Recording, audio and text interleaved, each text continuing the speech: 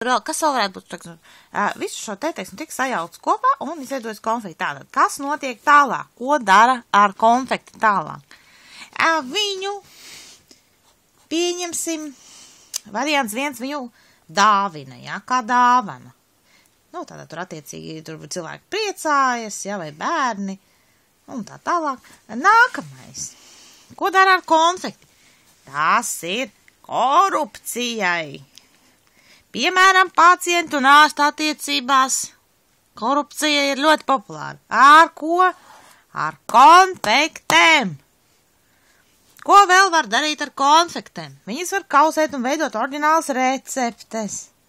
Tātad mēs viņas tā kā, kā teikt, pārveidojam šo te struktūru, mēs viņu pārveidojam pilnīgi par kaut ko citu. Tad kaut kas cits, jā. Ko vēl var darīt konflikti? Tas nav svarīgi. Bet jūs saprotat, ka vienmēr ir izrietošais, ir tātad konstruktīvi centrālais un tātad secinājumi. Tas ir kā jebkuram, teiksim, kas ir kā pakārtojuma, sakārtojuma saigi. Kādas šīs ir attiecības? Pakārtojuma vai sakārtojuma attiecības? Šīs ir pakārtojuma attiecības. Kad katra lieta, katrs objekts ir pakārtots viens otram. Sakārtoti būtu tā.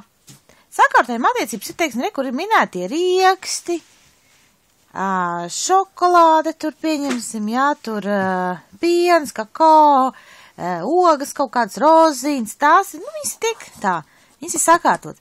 Bet šo sakārtojumu var izveikt kā pakārtojumu. Ir skaidrs? Tātad, saprotiet, šī schēmā trūkst ievada, tas ir ievads.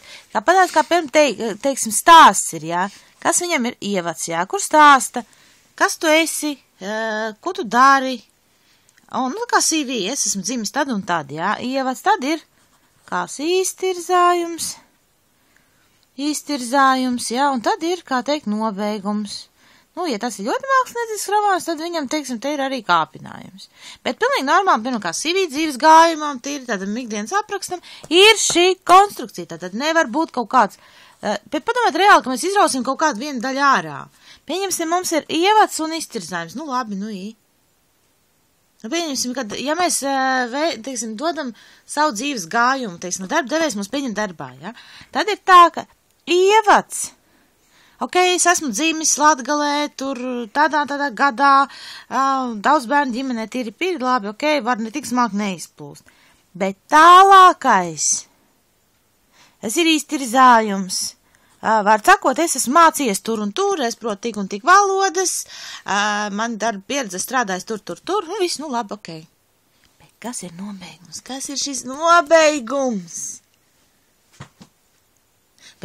Bet tur jau ir tā lieta, tīsim, šī gadījumā, ja, tavā gadījumā nav šis te, tātad ir vēl trakāk, ir iztirzājums, un te ir, tipa nobeigums. Iztirzājums ir, tā, es tur esmu strādājis, mācies to un to, bet par tevi pašu tas ievads nav. Tātad, sanāk, vēlos strādāt, nezinu, par grāvraci, ja, kāpēc grāvraci varbūt tieši tas sākumā arī būtu tas pamatojums, kāpēc tu vēlies strādāt pa grāvraci, lai gan tev ir 7 augstākās izglītības. Tev nav šī ievada. Ja nav šī pilnā konstrukcija, tam vispār nav nekādas jēgas.